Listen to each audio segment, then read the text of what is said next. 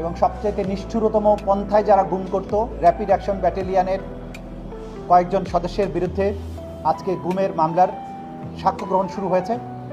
প্রথম সাক্ষী হিসাবে গুমের শিকার 2016 সালে গুমের শিকার হয়ে 8 বছর ধরে গোপন বন্দিশালায় আটক ব্যারিস্টার মীর আহমদ বিন কাশেম প্রথম সাক্ষী হিসাবে আজকে ট্রাইব্যুনালে তার জবানবন্দি উপস্থাপন করছেন।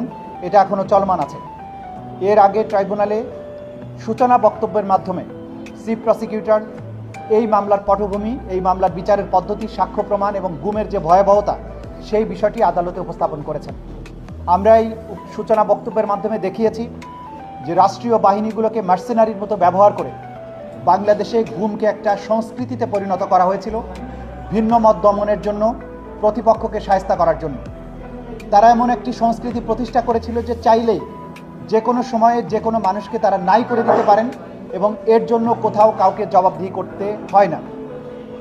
এই সংস্কৃতি চালু হওয়ার কারণে বাংলাদেশে হাজার হাজার মানুষ গুমের শিকার হয়েছিলেন এবং এদের মধ্যে অনেকেই নিহত হয়েছিলেন যাদের লাশ নদী নালা খালবিলে পাওয়া গিয়েছিল বা কারো লাশ কখনো পাওয়া যায়নি।